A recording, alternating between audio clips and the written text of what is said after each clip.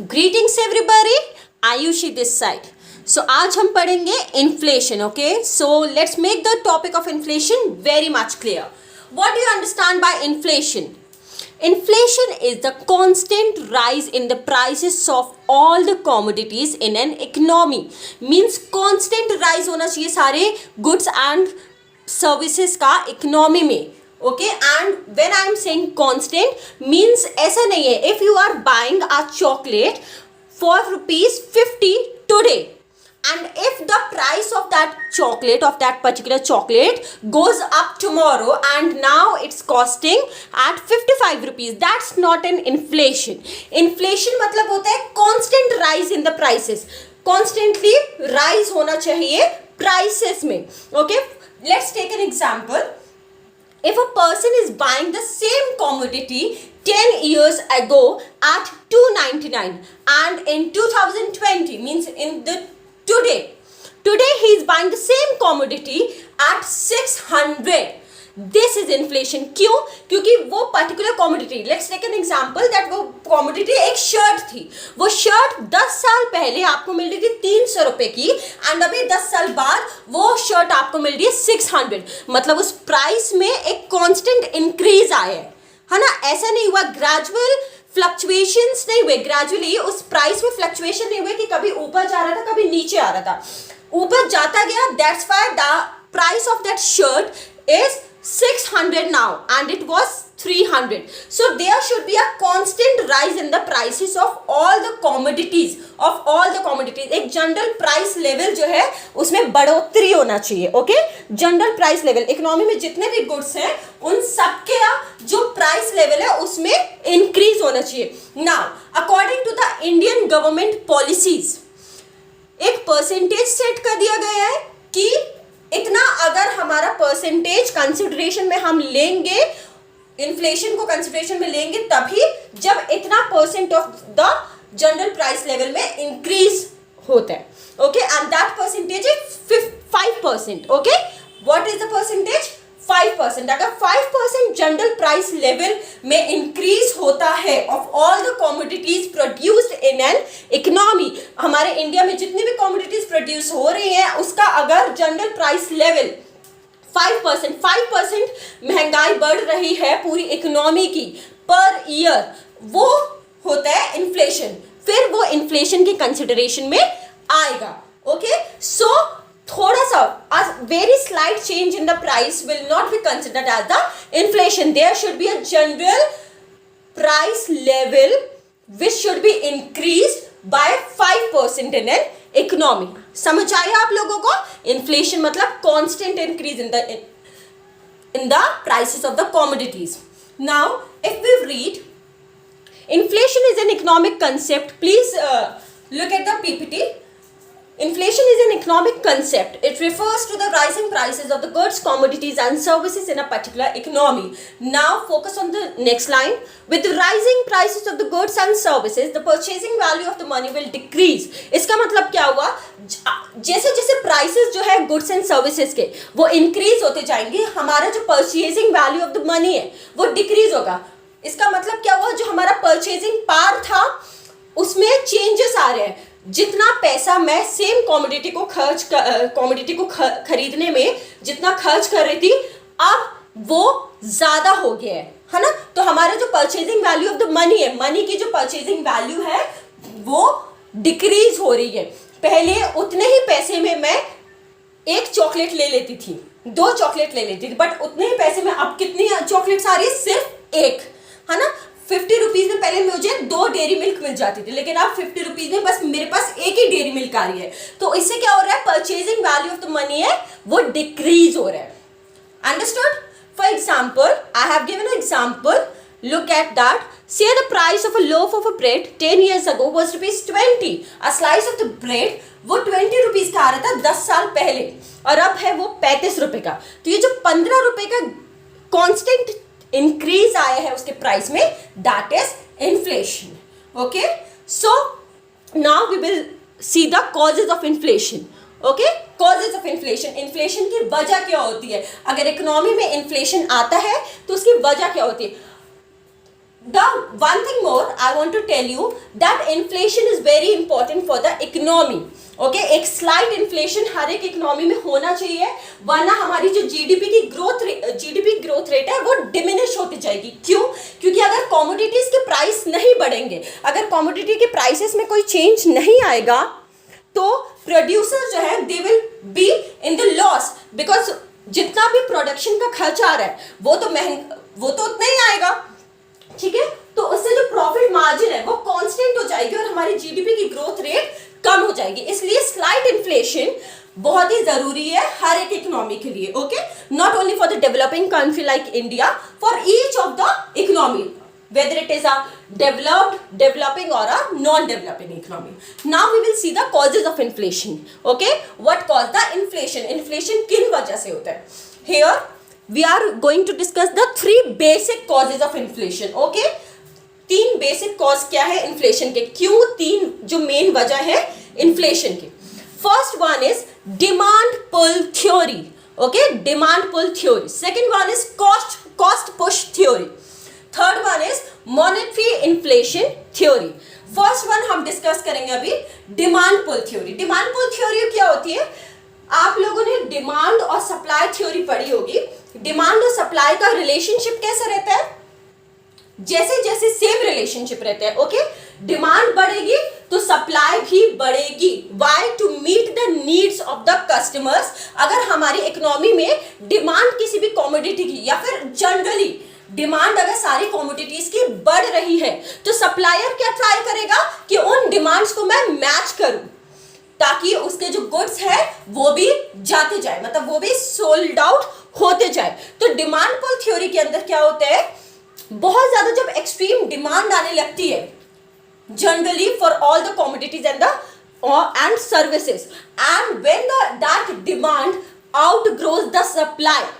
Okay, when that demand overpowers the supply, demand ज्यादा हो जाती है, सप्लाई कम हो जाती है, मतलब सप्लायर्स जो है वो डिमांड की नीड्स को उतना फुलफिल नहीं कर पाते. तो क्या होता है, then supplier what they do, वो अपने कमोडिटीज के प्राइसेस को ज्यादा कर देते हैं. क्यों? क्योंकि उनको पता है कि कस्टमर्स तो डिमांड कर ही रहे हैं, तो और उनका अभी जरूरत है, कस्टमर्स का जरूरत है, इतना ज्यादा डिमांड आ रहा है और हम उतना सप्लाई नहीं कर पा रहे हैं, तो क्यों ना हम अपने प्राइसेस को बढ़ा दें ताकि हमारी प्रॉफिट मार्जिन जो है वो भी इंक्रीज हो जाए.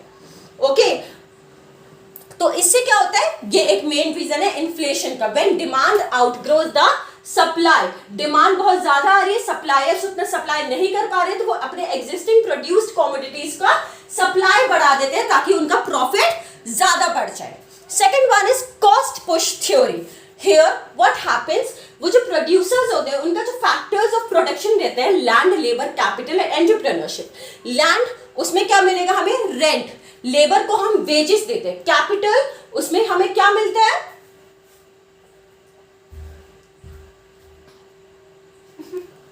कैपिटल को इंटरेस्ट मिलता है, एंड एंटरप्रेन्योरशिप को प्रॉफिट. अब फैक्टर्स ऑफ प्रोडक्शन में जो लेबर है, जब लेबर ज्यादा वेजेस डिमांड करने लगते हैं, तो हमारा जो cost of producing one unit है, वो जो cost of production of one unit है, एक यूनिट का पर यूनिट जो हमारा कॉस्ट ऑफ प्रोडक्शन है वो ज्यादा हो जाता है. वाई? क्योंकि लेबर का जो कॉस्ट है वो उसमें इंक्लूड होता है. ओके, लेबर का जो कॉस्ट है वो हमारे कॉस्ट ऑफ प्रोडक्शन में इंक्लूड होता है. अगर मैं कमोडिटी बना रही हूँ 100 रुपए की, उसमें मेरा 70 रुपए का पूरा कॉस्ट ऑफ प्रोडक्शन है ना, उसमें मैंने वेजेस दिए पर यूनिट के हिसाब से, मैंने अपना प्रॉफिट रखा, मैंने रेंट अलग से बचाया, मैंने इंटरेस्ट अलग से बचाया. तो उस जब फैक्टर्स ऑफ प्रोडक्शन में चेंजेस आते हैं due to the increase in the wage rate of the labours, okay, तो हमारा जो कॉस्ट ऑफ प्रोडक्शन है वो ज्यादा बढ़ जाएगा. तो उसके वजह से प्रोड्यूसर्स क्या करते हैं, अपने जो प्राइस है गुड्स के उसको बढ़ा देते हैं. ओके, क्योंकि उनको भी प्रॉफिट की मार्जिन रखनी है. तो जब लेबर ज्यादा डिमांड करते हैं वेजेस को, तो हमारा फैक्टर्स ऑफ जो प्रोडक्शन है उसका जो टोटल होता है, टोटल कॉस्ट ऑफ प्रोडक्शन बढ़ जाता है और उसकी वजह से हमारे जो प्राइसेस है वो भी गुड्स के बढ़ जाते हैं. Third cause of the inflation is monetary inflation theory. Okay, जब इकोनॉमी में मनी की सप्लाई बहुत ज्यादा हो रही है, ठीक है, गवर्नमेंट क्या कर रहा है, मनी की supply, for example commercial banks बहुत ज्यादा लोन इजीली, बहुत ही इजी इंटरेस्ट रेट्स में लोन प्रोवाइड कर रहे हैं. सेकेंड, अगर अभी न्यू स्टार्टिंग में नोट्स प्रिंट हुए, गवर्नमेंट के द्वारा नोट्स प्रिंट हुए, तो जब इकोनॉमी में मनी की सप्लाई बहुत ज्यादा हो जाती है, ओके, लोगों के पास बहुत ज्यादा पैसा आने लगता है जेब में, लोन्स बहुत ही इजीली उनको प्रोवाइड हो रहे हैं. क्यों इजीली प्रोवाइड हो रहे हैं? मे बी जो कमर्शियल बैंक्स है वो बहुत ही इजी इंटरेस्ट रेट्स कर रही है, या फिर फाइनेंस बहुत ज्यादा लोग कर रहे हैं. अगर मैं मोबाइल खरीद रही हूँ और उसको कैश में नहीं फाइनेंस पे खरीद रही हूँ, तो फॉर एग्जाम्पल 15,000 का मैंने मोबाइल खरीदा और उसको मैंने फाइनेंस करवाया, ना ही कैश पेमेंट करी, तो वो मेरा जो 15,000 रुपीज लमसम मेरी जेब से जाना था वो मैंने सेव कर लिया एंड उसको मैं अब किस में इंस्टॉलमेंट पे करूंगी. तो इकट्ठा जो मेरा जो 15,000 बचा and thereby I have already satisfied the need of my mobile, तो वो 15,000 मेरा क्या हुआ, परचेजिंग पावर बढ़ा. ओके, तो यही होता है जब इतनी सारी जो पॉलिसीज है, बैंकिंग पॉलिसीज, गवर्नमेंट पॉलिसीज की वजह से मनी सप्लाई जब मार्केट में बढ़ जाता है तो लोगों की परचेजिंग पावर भी बढ़ जाती है. लोग ज्यादा खर्च करना चाह रहे हैं, अपने गुड्स में ज्यादा स्पेंड करना चाह रहे हैं. अब जब परचेजिंग पावर बढ़ेगी तो लोग ज्यादा डिमांड करेंगे, लोग ज्यादा डिमांड करेंगे तो सप्लायर्स क्या करेंगे, सप्लाई करने के लिए अपने प्राइसेस ऑफ द गुड्स को क्या कर देंगे, बढ़ा देंगे. तो इसके वजह से भी इन्फ्लेशन होता है. Understood everyone?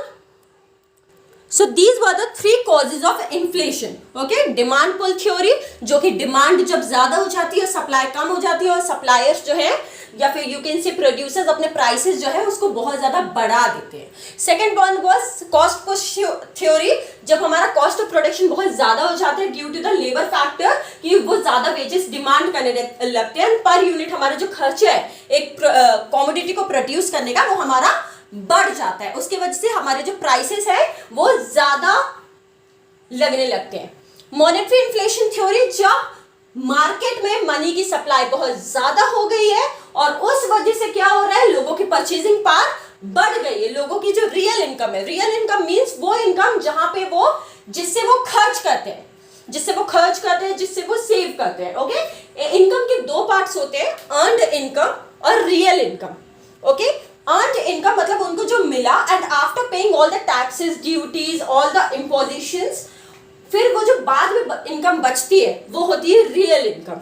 ओके, तो रियल इनकम जब बढ़ जाती है, लोगों की परचेजिंग पावर बढ़ जाता है तो डिमांड भी बढ़ जाती है एंड कॉन्सिक्वेंटली सप्लाई को आउटग्रो करती है डिमांड एंड फिर प्राइसेस ऑफ द गुड्स बढ़ जाते हैं. Okay, now we'll see the classification of inflation.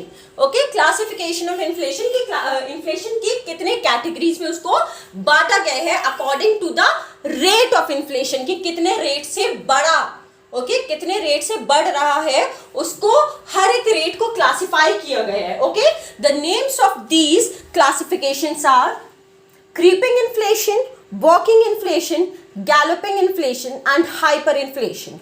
Okay, creeping, walking, galloping and hyperinflation. First of all, I will explain you what is creeping inflation. Okay, creeping inflation क्या होता है? So, creeping inflation जब inflation rate economy का 0 to 3% notice में आता है. Okay, जब government calculate करने बैठी है that the general price level में कितना इंक्रीज आया, इकोनॉमी के सारे all the commodities which are produced in an economy, उनका जो जनरल प्राइस लेवल है उसमें कितना इंक्रीज आया and that rate results into 0 to 3%. अगर 0 से 3% में बढ़ती है वो इन्फ्लेशन रेट बस 0 से 3% बढ़ा है तो that is creeping inflation. Creeping मतलब क्या होता है, जब रंगेड़ के चलते means the toddlers, the kids, जब वो क्या करते हैं, जब वो पैर से चलना नहीं जानते तो वो कैसे धीरे धीरे टॉडलिंग करते हैं. So that is creeping. तो इसलिए ये क्रीपिंग नाम दिया गया है. Creeping name suggest itself that it is a very slow process. Okay, so the inflation rate when it is on the creeping inflation, तो 0 to 3% उसका inflation rate रहेगा, मतलब 0 से 3% के रेट से महंगाई दर बढ़ रही है इकोनॉमी में. Okay, now the next one is walking inflation. Creeping inflation बहुत ही mild होता है. Okay, creeping inflation also known as mild inflation.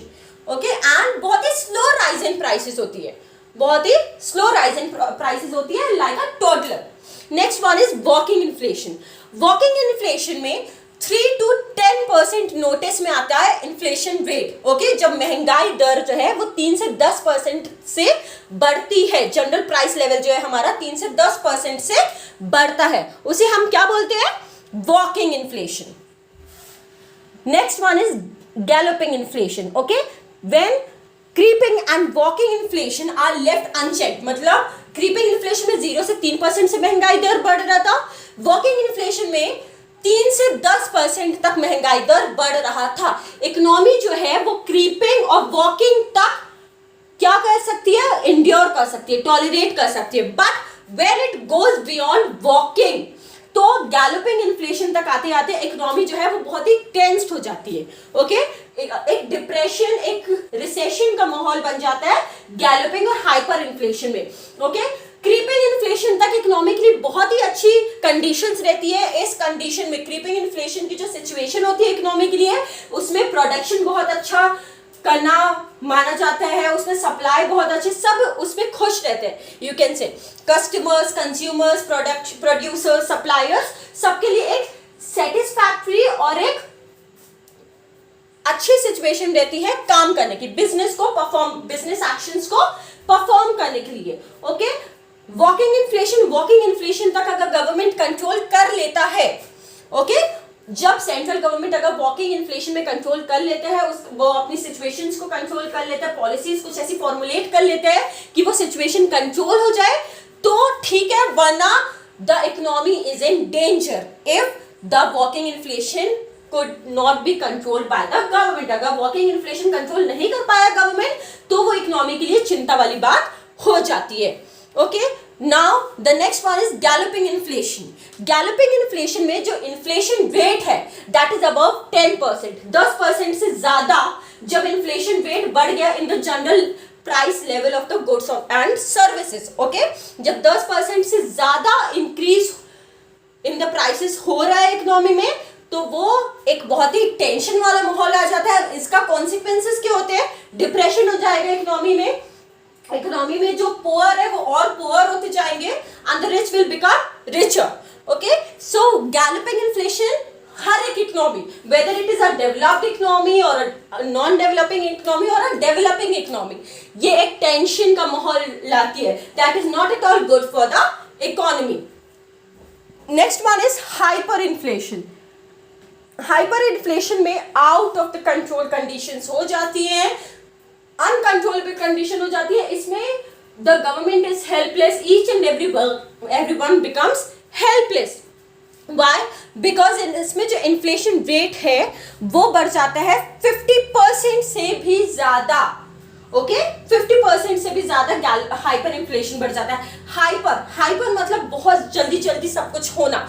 Okay, तो ये जो होता है वो आउट ऑफ कंट्रोल होता है और कोई भी मेजर्स, कोई भी no government measures, no government policies, nothing works during the hyper inflation. 50% monthly basis में आने लगता है inflation rate. Okay, means monthly इतनी महंगाई बढ़ जाती है कि मंथली अगर इन्फ्लेशन रेट को हम कैलकुलेट करें हाइपर इन्फ्लेशन के टाइम पे, तो वो 50% बियॉन्ड चले जाती है कभी कभी. ओके, सो ये इन्फ्लेशन का लास्ट स्टेज होता है एंड ये कंडीशंस वर्स कर देता है. It has a very big adverse effect on the economy. इसलिए it is good to control the inflation while it is on the walking stage. अगर वॉकिंग इन्फ्लेशन में inflation चल रहा है आपकी इकोनॉमी में, तो ही आप कंट्रोल करना. Otherwise if it goes beyond walking inflation, the each and everyone will suffer a lot. Okay, so next one is I would like to give a short comparison between the demand pull and the cost push inflation. Okay, so first one is when the aggregate demand increases at a faster rate than aggregate supply. Demand pull में मैंने क्या बताया था कि demand जब outgrow कर देती है सप्लाई को, तो सप्लायर्स को to meet the demands of the consumers उनको क्या करना पड़ता है? अपने प्राइसेस को इंक्रीज करना पड़ता है. कॉस्ट पुश में जब फैक्टर्स ऑफ प्रोडक्शन के किसी भी एक फैक्टर में ज्यादा पैसा लग रहा है प्रोड्यूसर्स का, एंड जनरली वो फैक्टर लेबर होता है। जब वेजेस ज्यादा डिमांड करते हैं, इनपुट्स में ज्यादा खर्चा आ रहा है, तो बनी सी बात है को अपना प्रॉफिट मार्जिन को भी मेंटेन करना ही पड़ेगा उनको, और उनके जो प्राइसेस है उसकी वजह से बढ़ जाते हैं। ओके, अब डिमांड पुल इन्फ्लेशन सबसे कॉमन इन्फ्लेशन है। ओके, ये एक इन्फ्लेशन को स्टार्ट करवाता है। मॉनेटरी एंड रियल फैक्टर्स इसमें इंक्लूडेड है, and on the contrary cost push inflation में मोनोपोलिस्टिक ग्रुप्स काम करते हैं सोसाइटी के। ओके, ये मोनोपोलिस्टिक ग्रुप्स क्यों काम करते हैं, मतलब अपने हिसाब से मार्केट को चलाते हैं, जस्ट बिकॉज उनके जो फैक्टर्स ऑफ प्रोडक्शन का खर्चा है वो ज्यादा बढ़ रहा है। Understood. Next one is policy recommendations, monetary and fiscal measures. इसमें क्या होता है, डिमांड पुल इन्फ्लेशन में गवर्नमेंट फॉर्मुलेटेड सारी पॉलिसीज को अडॉप्ट करना पड़ता है, एंड कॉस्ट पुश इन्फ्लेशन में एडमिनिस्ट्रेटिव कंट्रोल भी काम कर पाता है। Okay students, so next class में हम इन्फ्लेशन के बारे में और समझेंगे, ग्राफ समझेंगे, हम रिप्रेजेंटेशन समझेंगे। ओके, सो आई होप आपको ये वीडियो में सारे कंसेप्ट क्लियर हो गए, and if you still have any doubt please post your questions in the comment sections. Thank you so much. And one thing more, I will attach this PPT file for your referred article, or you can also read this PPT. It is very helpful. So I will attach the link of this PPT with my video. Thank you so much. See you soon.